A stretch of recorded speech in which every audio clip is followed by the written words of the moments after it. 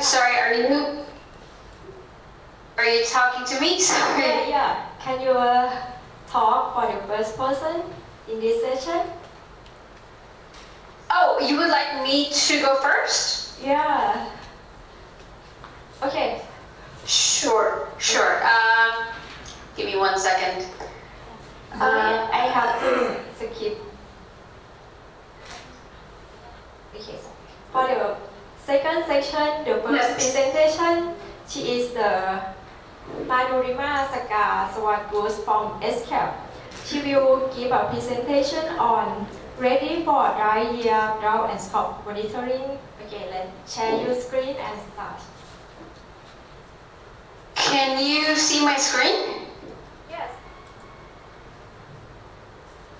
Yes, we see your screen. Okay, perfect. Just give me 1 second.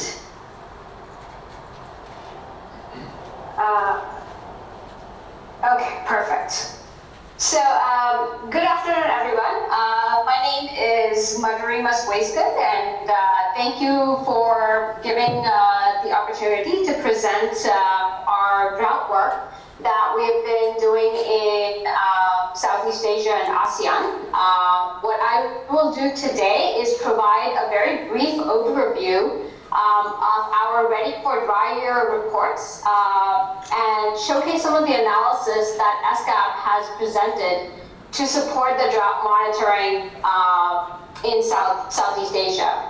So, the Ready for Dry Years, the publication highlights the risks and cumulative impacts of drought and really showcasing how it strikes hardest at the poorest populations, as well as heightens inequalities, degrades land, and increases prospects of various issues.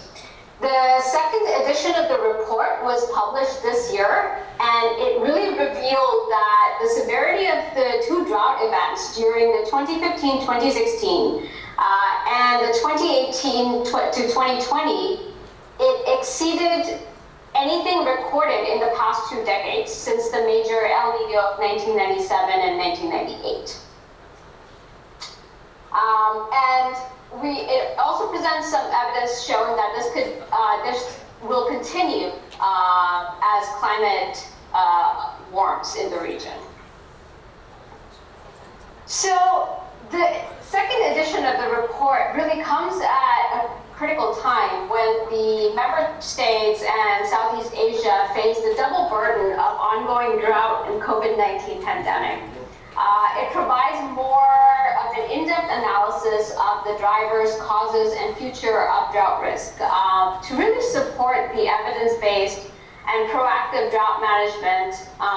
It presents the assessment of the physical extent of the drought across the entire region, as well as their socioeconomic impacts of the drought for the past 5 years, and which populations are most vulnerable to recurring droughts. Finally, the edition also presents a range of proactive risk management strategies which countries can use for a more long-term and adaptive approach to managing drought.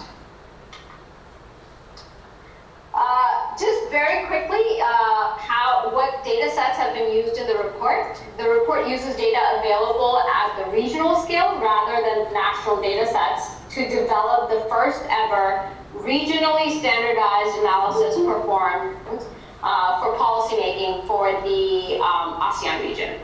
The data sets include a drought indicator called the Standard Precipitation Index, marsh rainfall data sets, and the series of new subnational data sets such as the Human Development Index, as well as using the Demographic Health Survey data on wealth, agriculture, and malnutrition.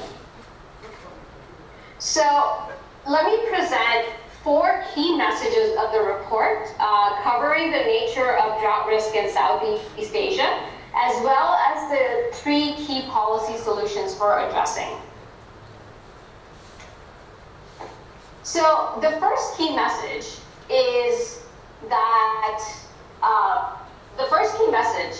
that the severity of drought during the 2015-2016, 2015 to 2020, it really exceeds anything recorded in the past 2 decades.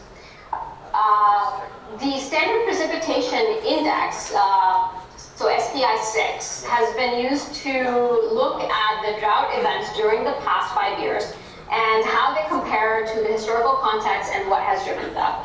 So the analysis revealed that extensive drought conditions were recorded throughout the region in 2015 and 2016, as well as 2018 to 2020, with a period of very little drought in between. And the drought was truly regional, with most countries in Southeast Asia and the ASEAN region being affected. The graph shows that during the peak of each drought episode, at least moderate drought affected more than 70% of the land area, which covers over 325 million people. At the same time, over 210 million people were exposed to severe drought conditions in each event. The graph shows that these 2 events were the most extensive since the major El Nino of the 1997-1998 in many parts of Southeast Asia. But it also shows that severe drought can be expected to reoccur once almost every 5 years on average. So the recent drought fits into a broader historical pattern that we've seen since 1981, is that severe drought conditions have covered at least a quarter of Southeast Asia's land area on 7 different occasions. So these findings altogether show that the entire region needs to prepare for episodic occurrences of severe drought conditions. My second key message is that the impacts of drought really cluster around some key nexuses. The report uncovers the impact of drought across the region that persists after drought conditions cease and accumulate over time, so including agricultural disruption, water shortages, environmental impacts such as saltwater intrusion, as well as the secondary hazards such as forest fires and haze.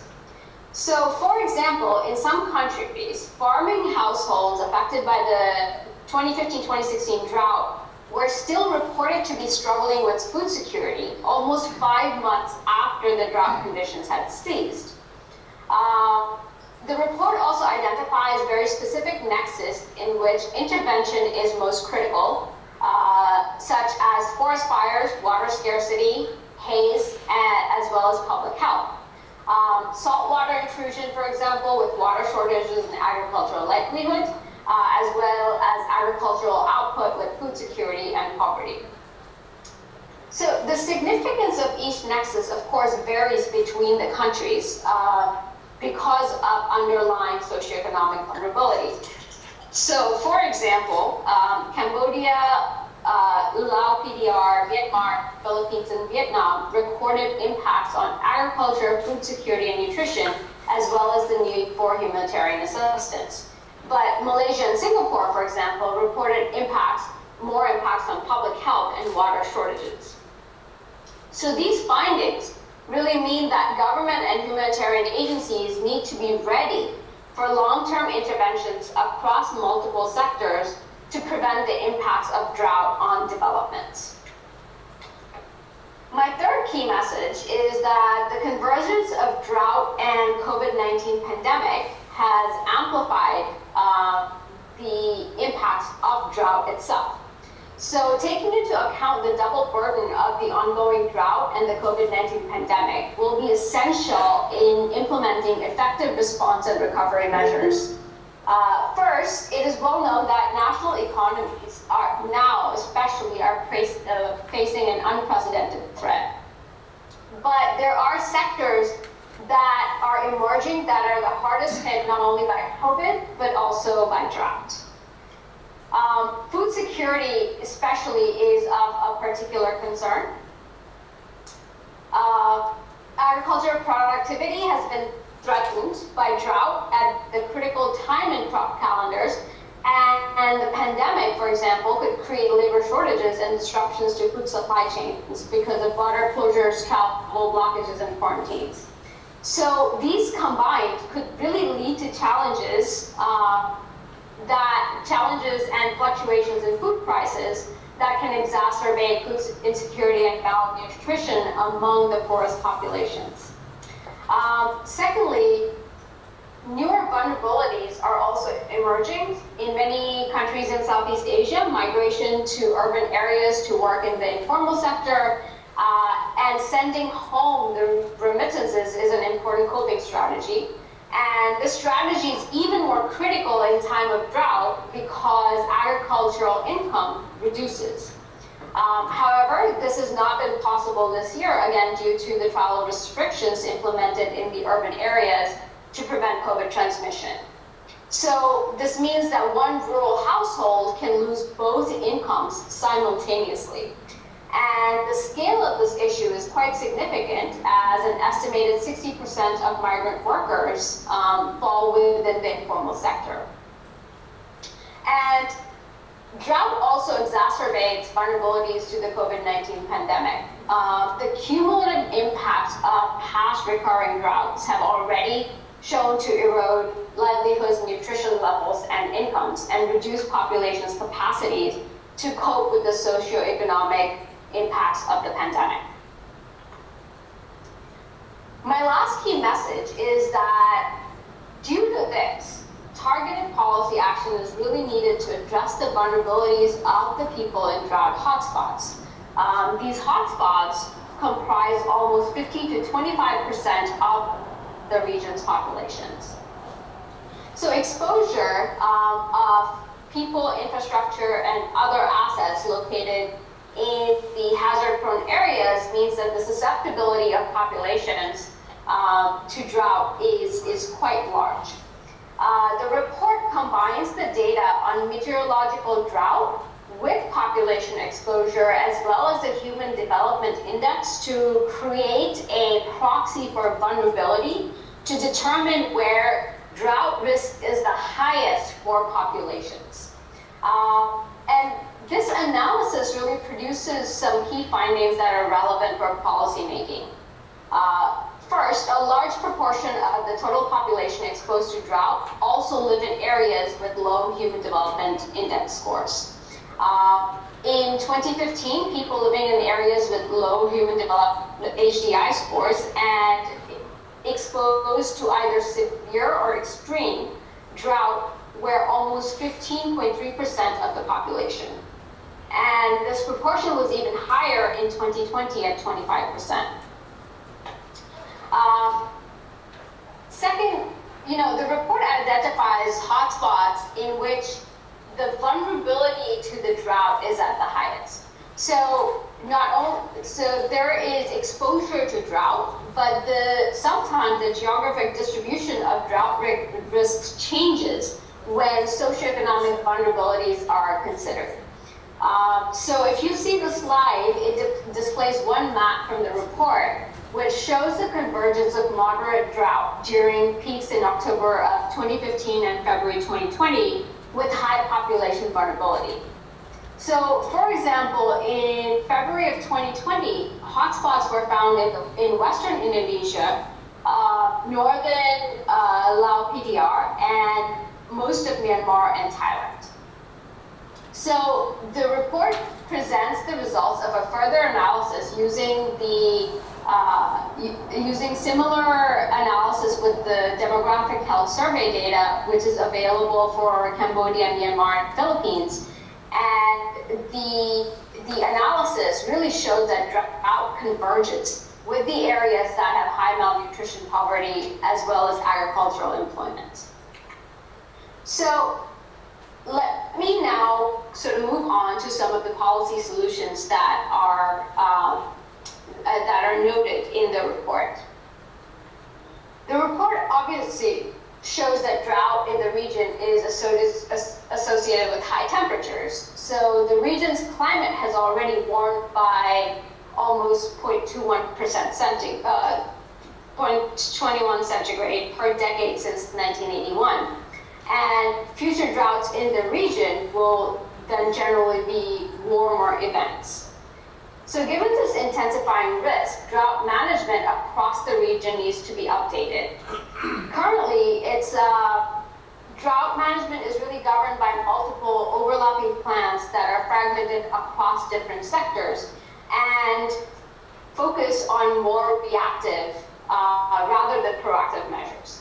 So a paradigm shift is needed towards more proactive and adaptive drought risk management. Governments have to design national drought plans which identify all the necessary actions to manage drought, assign responsibilities, and set out indicators for measuring their effectiveness.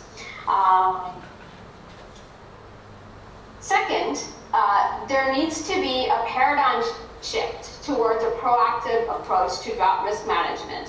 And this will require greater coherence, urgency, innovation, and scale in every country. So the report proposes a three-track framework which integrates the measures that need to be taken across various timescales of drought management. Track one is really to reduce and prevent drought risk. Drought risk in Southeast Asia, as well as other sub-regions in Asia Pacific, is systemic in nature because of the interlinkages between the patterns of food, water, and energy use and exposure to drought. So to harness these policy synergies, adaptation needs to follow a systemic approach for food security and water management, land management, environment and nature-based solutions, as well as energy systems and resilient water infrastructure.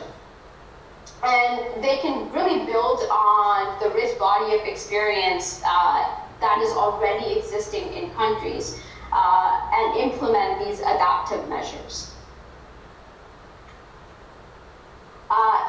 The second track is to prepare and respond. So drought across many parts of Southeast Asia can be potentially predictable on a seasonal time scale. And although the predictive skill varies both seasonally and geographically, the report shows that there are many locations in the region where climate modeling is skillful. And the influence of the local scale climate drivers really highlights the fundamental importance of improving drought monitoring systems that capture variability such as delayed onset of rainy seasons to inform early warning systems. And these science-based solutions hold a lot of promise to improve drought monitoring and early warning. However, they can only be effective if accompanied by institutional solutions. To ensure that decisions are really risk-informed, drought indicators and indices need to be linked with drought disaster contingency plans, drought policies, as well as adaptation plans. We need to ensure that early warning information results in early action and will require pre-agreed plans on how the information will be used, what actions need to be taken when certain thresholds are crossed, as well as focusing on financing for development of drought. So the third track is really utilizing those innovative financing solutions as well as new COVID-19 funding sources to try to diversify drought risk financing. The extent of drought losses really means that diversifying drought risk financing is greatly needed in the region. Across the region, there are potential pathways for scaling up existing and new financial measures towards long-term resilience building. Countries, for example, can consider using innovations such as catastrophe risk modeling, parametric insurance instruments, using both traditional reinsurance markets as well as global financing markets, as well as forecast-based financing.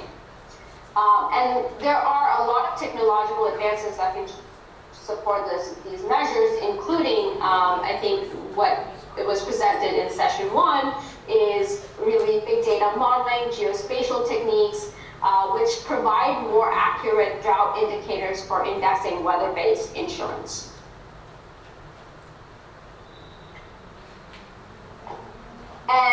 sorry. So finally, underlying all these three tracks is the imperative of regional cooperation. The report really supports scaling up of regional cooperation. Sorry. For drought among countries, among ASEAN countries as well as other sub-regions. And this report specifically was supported the scaling up of regional cooperation for drought among ASEAN countries. It also provided the evidence base for the ASEAN Declaration on Strengthening of Adaptation to Drought. This was adopted at the 37th ASEAN Summit on November 13th of this year. And this report will now continue to inform the accompanying regional plan of action for ASEAN countries. Thank you very much. If there are any questions, I would be happy to answer them.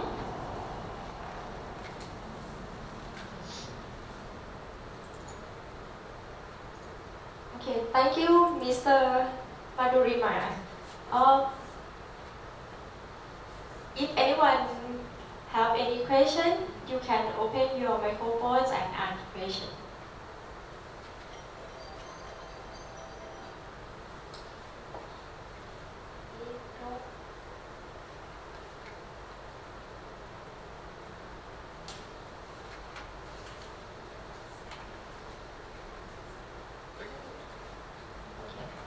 Next, we move to the second topic.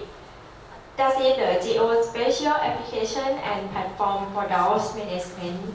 This topic will be presented by Dr. Soravit Suphavet. He is the lecturer from GISTDA University, Thailand.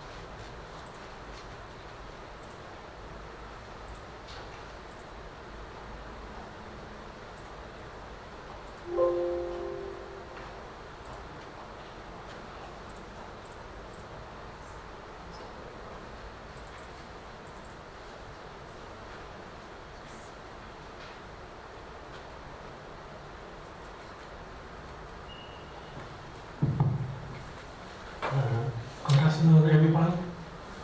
My name is Soravit Suphavet from GISTDA University. I have to thank you for giving me an opportunity to express my hard work on building the systems called drought risk monitoring systems of Thailand. First of all, I have to say that this system we are built on top of open source software and open source library based on the Python computing.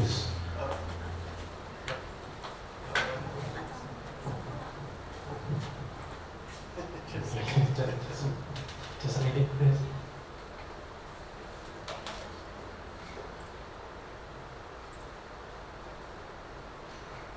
Okay, that's good.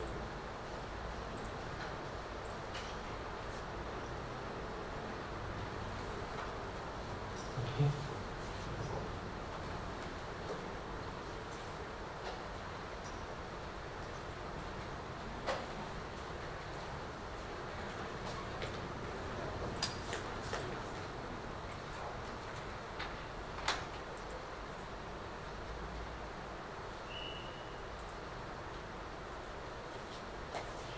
Okay, we start.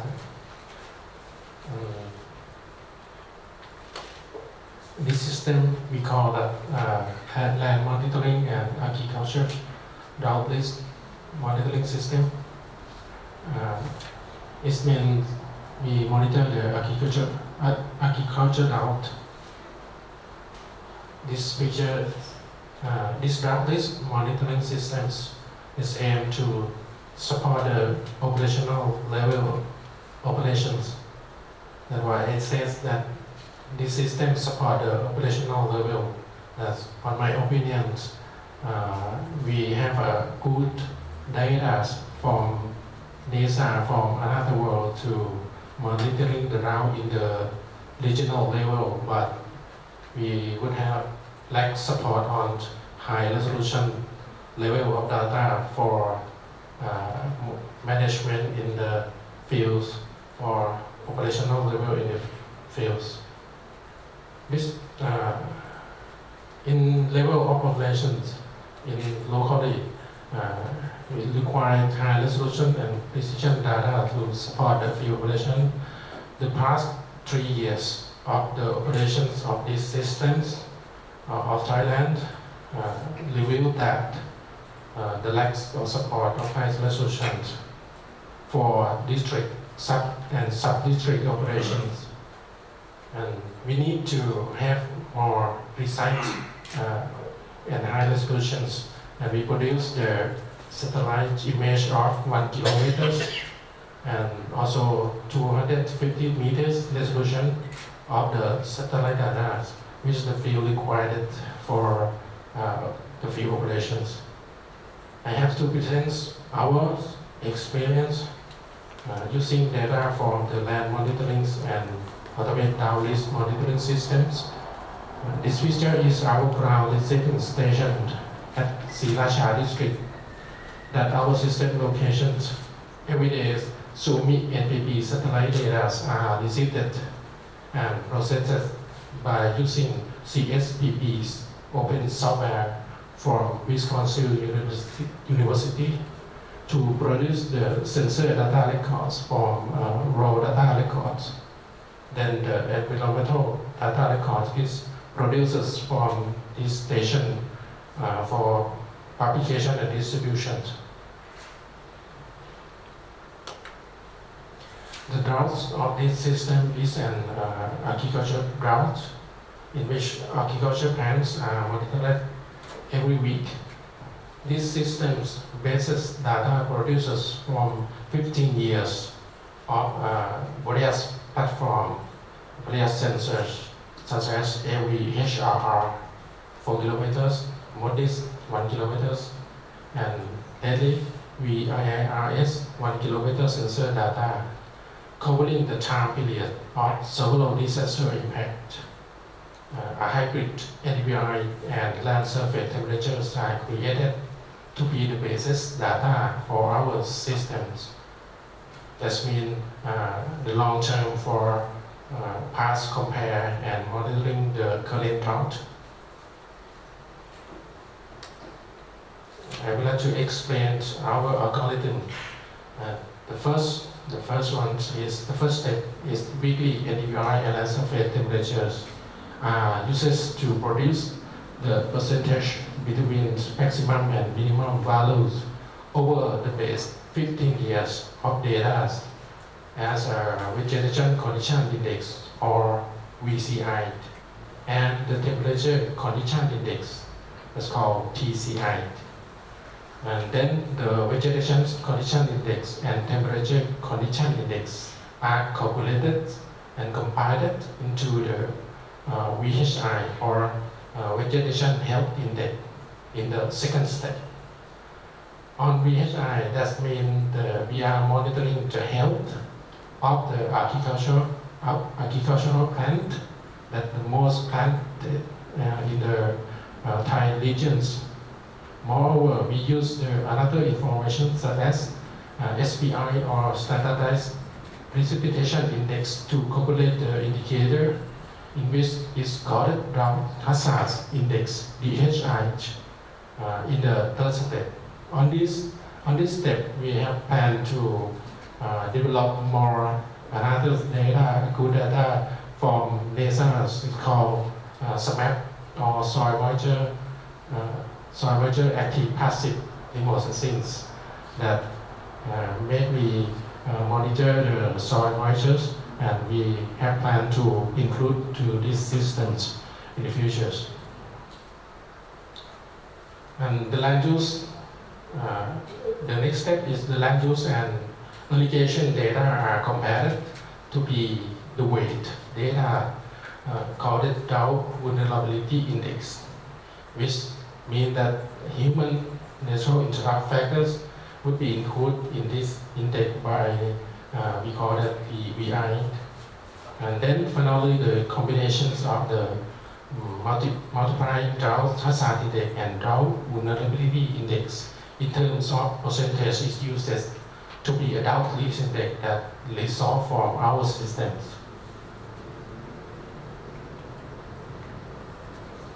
This one I have to show you about we are uses data to monitor and to study the drought in 2019.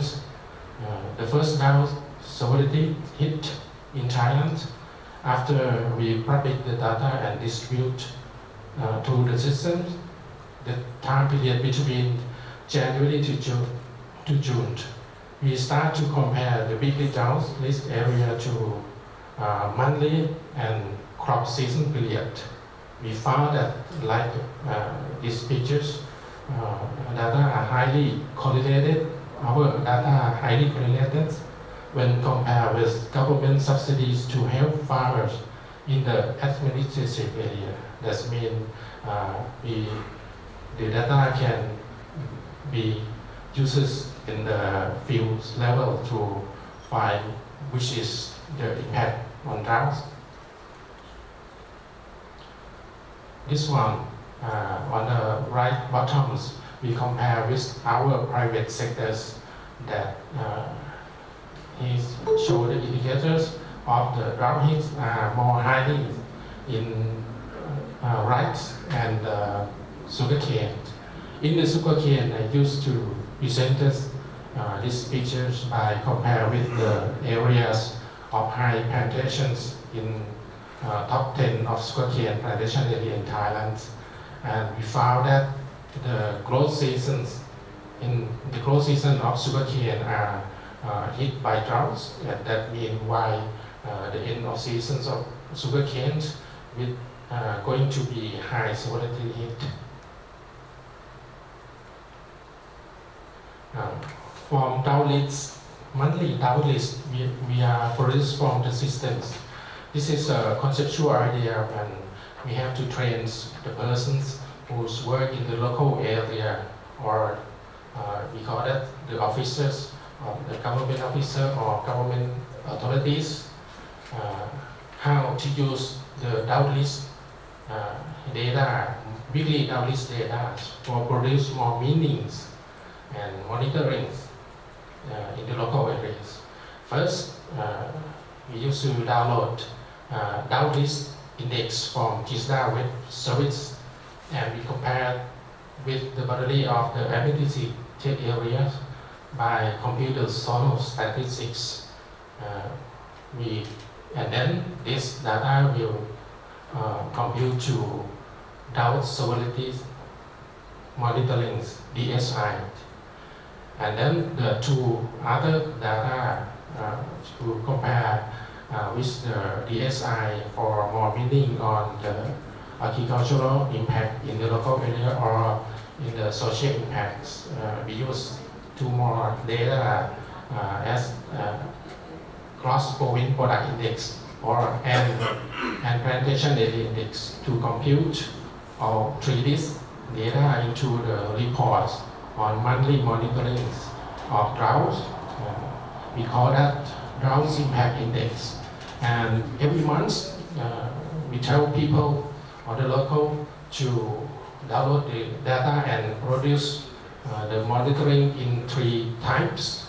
One is composed of 4 weekly into 1 month. That means the short terms of drought. And the second one is 3 months, 3+ month, is means constraint for in the moderate terms.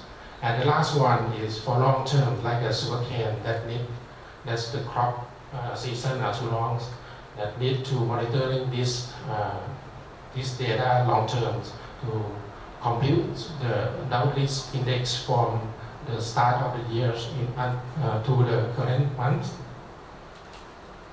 This is a conceptual idea of in which I have to train the people. What is the Dow stability index? Dow stability index is mean when downlist, weekly downlist, we must to compose for a long term, for a time, for produce the stability index. That means we want to see we want to monitor the agriculture when we growing, and we have a long time of downlist. That means that the agriculture are going to be the stability hit.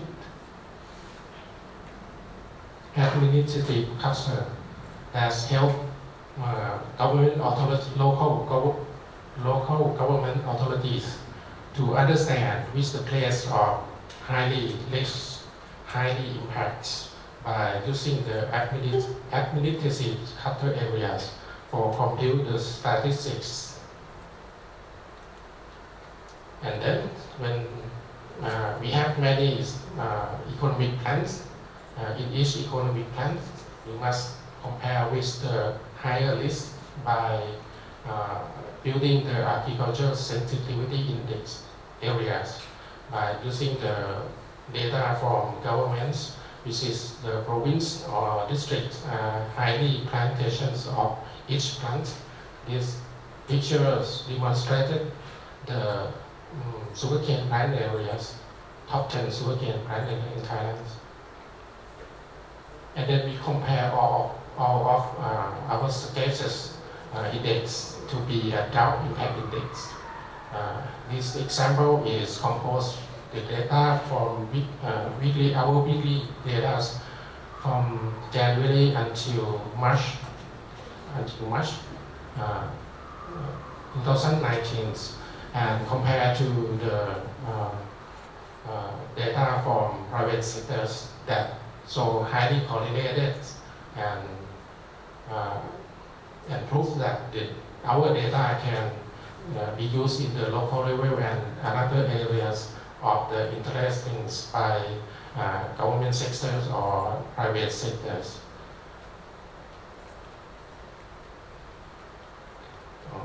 This is all of our experiences on using our data that published from 3 years, from the past 3 years, and we would have to take a feedback from our trained persons for the next years for improve our reports by this concept and include that into the system for publicly, monthly, or weekly.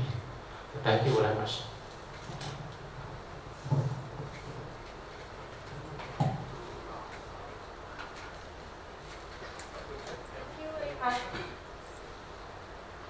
Thank you very much, Dr. Soravit, for developing this platform and give presentation. Okay, is there any question?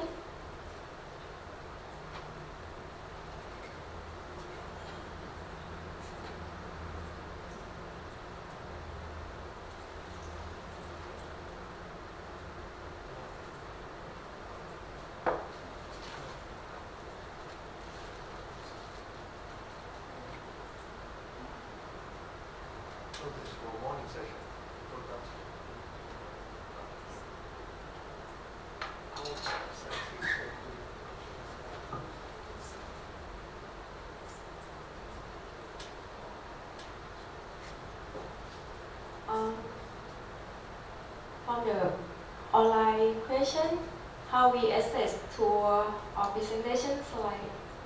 Oh, we will provide our presentation slides on the link later.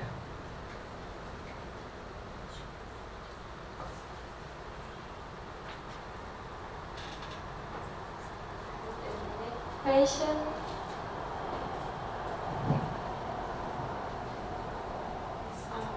with satellite image, what you to calculate for VCI, TCI, and VSI? Please, Dr. Story, answer this question. What information again? Because with satellite image, what you to calculate for VCI, TCI, and VHI? We have to say the multiple platform because of the base 15 years platform.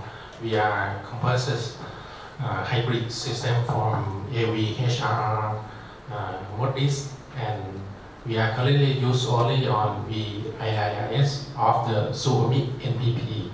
Because of the NASA planned this satellite have long-term support on 50 or 30 years that we have to decide to use VIIS base now. Thank you so much. And we will move to the next topic. This is the Geospatial platform for drought and crop monitoring. This will be presented by Mr. PVN Rao from ISRO. Let's start.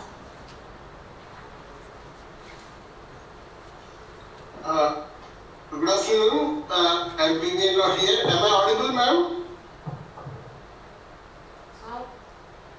Hello?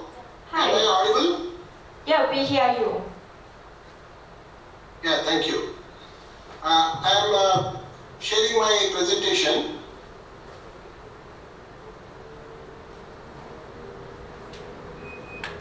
Is it visible, madam? Yeah, we see it.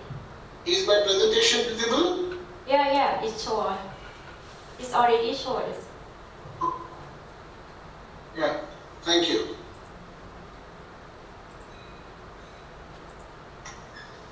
Very good afternoon. I'm coming back for my second presentation, and this is a two-part presentation. One will be mostly addressing the crop monitoring aspects, and the other one would be on drought-related activity, what we have been doing at NRSC ISRO. And this is my first slide. And see how we have been looking at new technologies. Look at satellites are providing us a very wide choice of data, and historic data is available. Biophysical parameters can be retrieved, and more and more freely available data sets are helping in both the aspects of crop monitoring as well as drought assessment and monitoring. When it comes to drones, we have very high resolution multispectral data, and it is an emerging technology. And weather satellites and automatic weather stations from ground observations are helping both causes.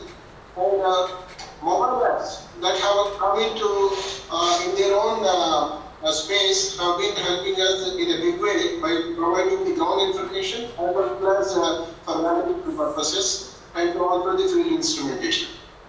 Now, when we have satellites acquiring data at a high revisit frequency, we are now able to monitor the crop areas at anything like 3 to 5 day interval. This is one example how temporarily the crop administration on optical data is seen, and how we can classify different classes like garlic, gram, wheat, and also make their reckon estimation. Then sometimes we face the problem of persistence cloud over the agricultural areas, and optical data fails to give the data in majority of the covered area. That is where we take help of synthetic aperture radar microwave data, and that is helping us to fill the gaps from optical data. And we could see that the area under cloud is in this case something like 8,500 hectares, which can be sorted out to unzoned area and then zone area with the help of using synthetic aperture radar data. And another important application what we have put the satellite data to use is how best we can do crop intensification in Kharif rice fallows. We have two major crop seasons in India, and Kharif season which coincides with the monsoon period, and immediately following the Kharif season we have Rabi season. And with the available residue moisture from the Kharif rice fallow fields, we are trying to see how best we can take the next crop like pulses. So this is an effort in the eastern states, 6 eastern states of India, where we have identified the post-Kharif rice fallow areas, and then what is the scope for crop intensification based on extent of rice area and rice fallows.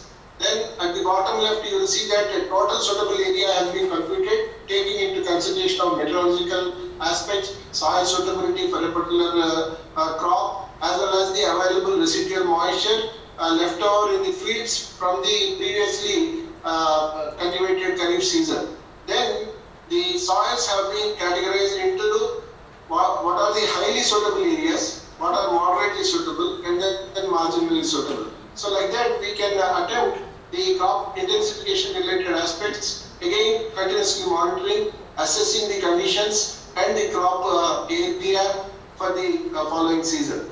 Now we keep using prominent indices for crop health from satellite data, and it spreads over optical remote sensing region to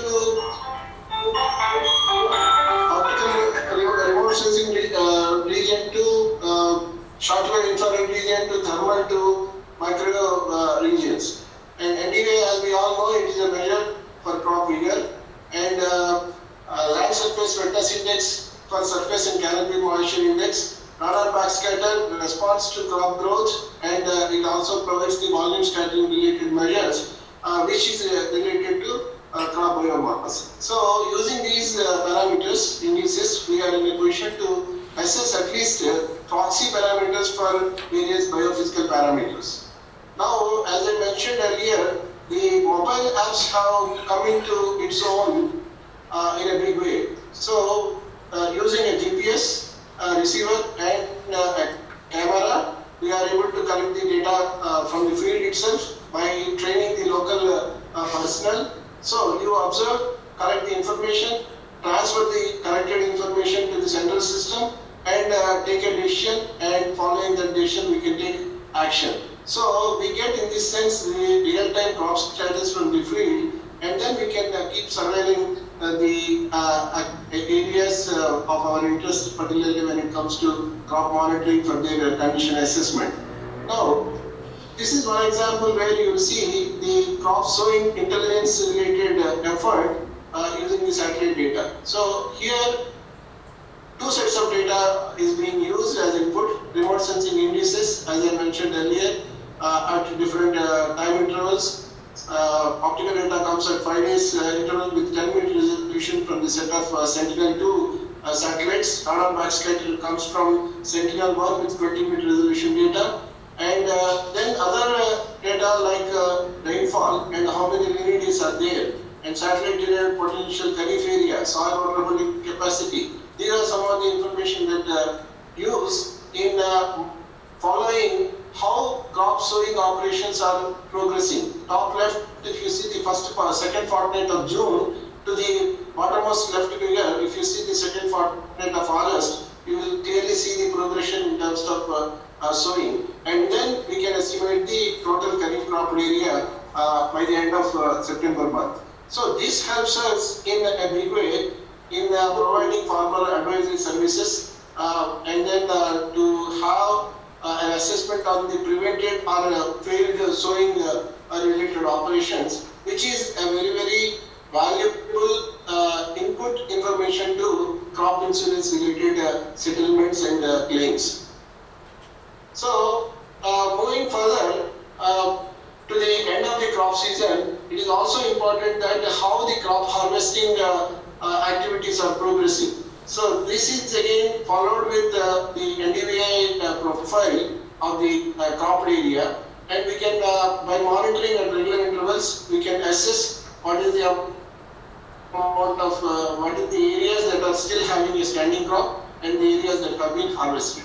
So this is one such example, and this helps us to assess. Suppose when an untoward event occurs towards the final stages of crop, when suppose flooding takes place or cyclone induced rains affect the crop, then we will be knowing exactly when the crop is harvested, whether it is still in the fields affected by the floodwaters or rains or winds, or it is not affected because it has not come to that stage where it gets easily affected. So this also helps us in settling the crop insurance related claims, and also to assess whether the claims made by the farmers are genuine or not. So in that sense, this study is important, and we have been putting this to operational use in some of the cases where we have experienced this sort of unexpected disaster events. Now, the crop monitoring, when it is now available at a high temporal frequency, we are now in a position to monitor different field conditions where the crop is. And this is one example when you are monitoring at regular intervals. You can see two samples of the same crop is having two different NDVI profiles. And when you compare these NDVI profiles with the historical average profiles, how they are comparing. And if the deviation is large, either on the lower side or on the higher side, or normal, agreeing well with the long-term average, we will be in a position to make an estimation of how the yields are going to be. So this is how the yield proxies using multiple indices is helping in arriving at the expected yields based on the crop condition.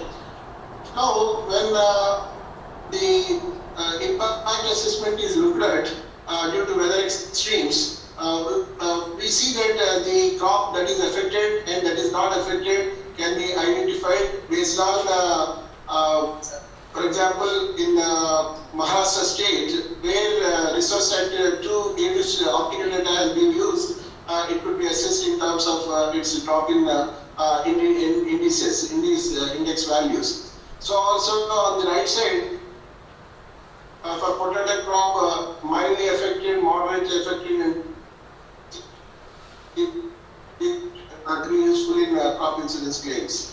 Now, having developed some of these procedures in ISRO, the implementation mechanism has been shifted to Mahalabis National Crop Forecast Center, which is working under the Ministry of Agriculture in Delhi. And this particular center gives in-season multiple forecasts, intra-annual and intra-seasonal variations, and early warning the crop condition and the stress scenario.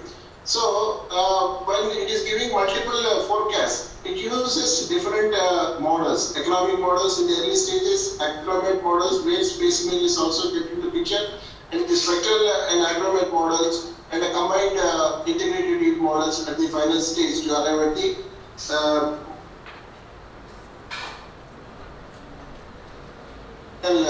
forecast. Moving on to this topic on agricultural drought, as we all know that agricultural drought is the condition when the crops fail to receive sufficient soil moisture for their growth and sustenance, then we begin to see the agricultural drought impact. So, Government of India has brought out a manual for drought management in December 2016, where ISRO has also contributed. And the manual provides indices for drought monitoring, drought declaration protocols, relief management, long-term measures, and training to state department officials.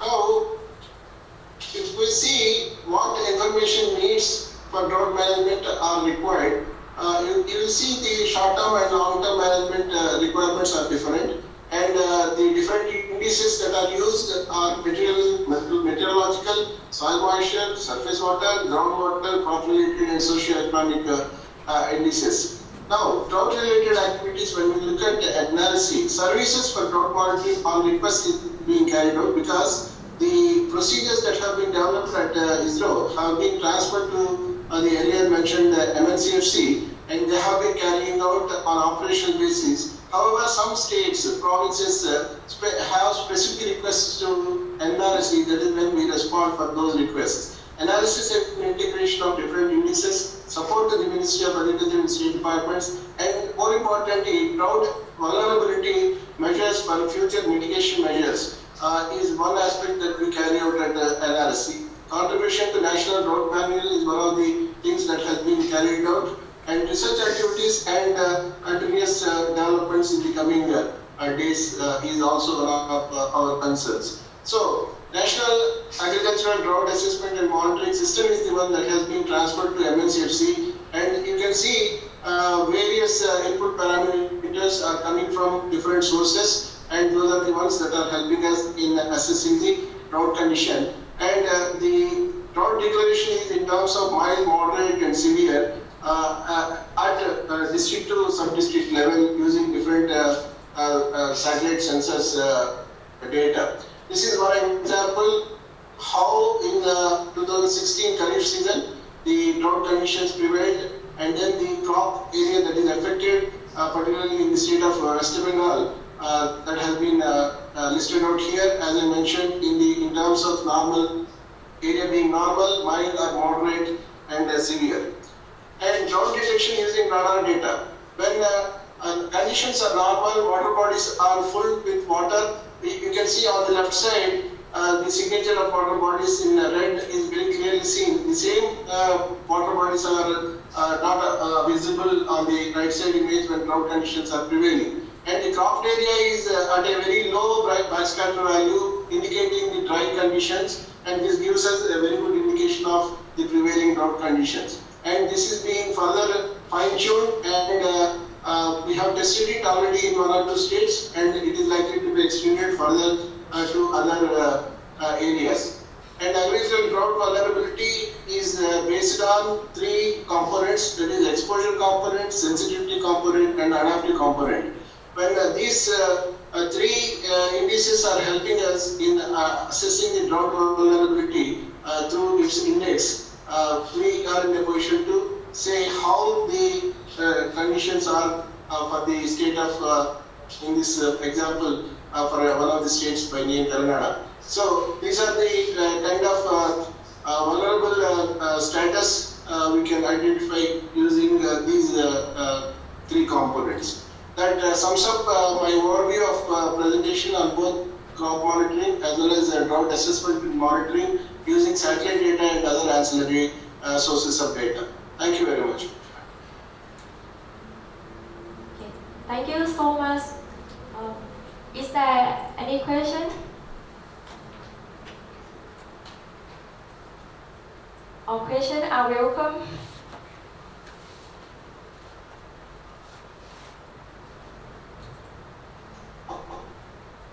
So can I remove my presentation? Yes. Yeah.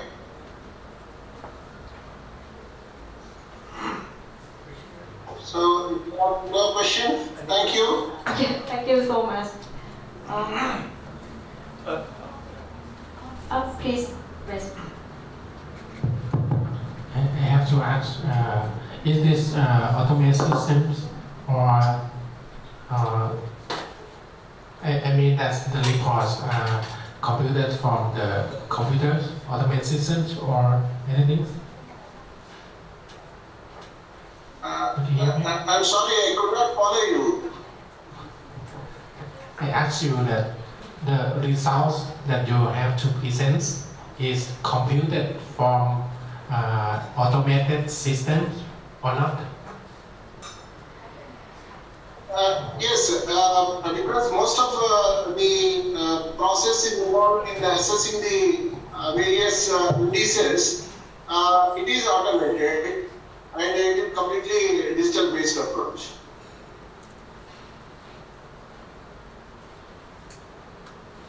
Are there other questions?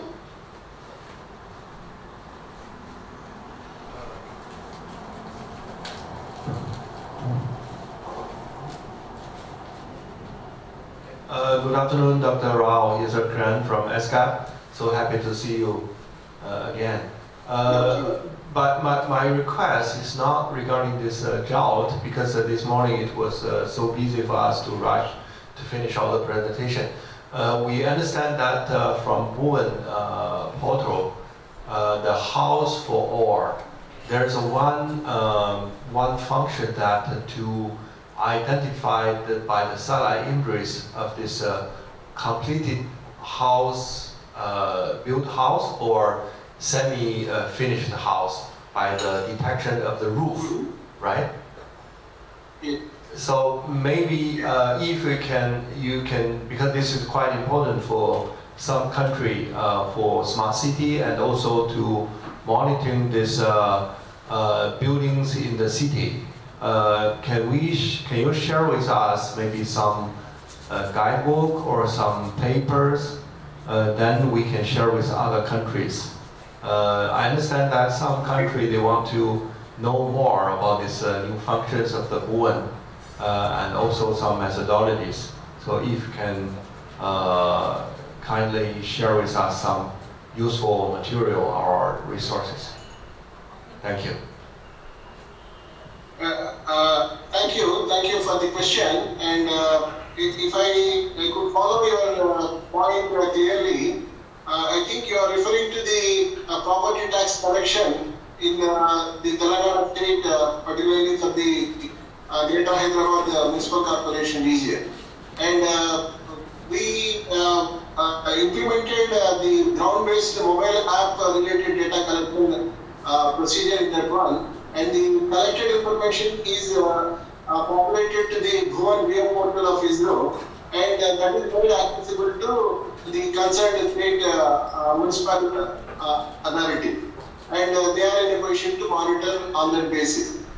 And we also have efforts to see how much we can use high-resolution satellite data in assessing the condition of a building, whether it will be a one-story building, two-story building, or three-story building, by using the stereoscopic data, apart from the type of roof and extent of the roof or its the building footprint and so on. If that is the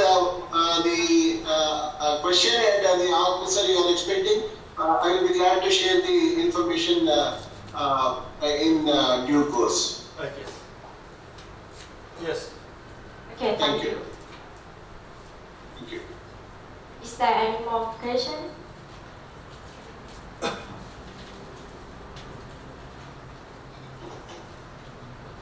Okay, thank you so much for our speaker. Okay, thank you very much all online participants and sophisticated scholars to have interesting presentations to us for the session 2. And I would like to close the workshop today. We have already joined to listen both the urban management and drought management by apply the geospatial information. And for tomorrow, we are going to start session 3, geospatial platform for responding to COVID-19 pandemics. And we will start at 9 a.m. And thank you very much indeed for all participants. And any question from participant? Any more questions from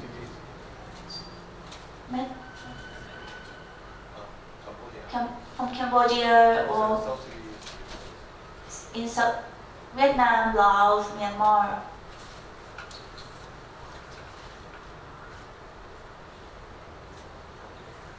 Do you have any questions?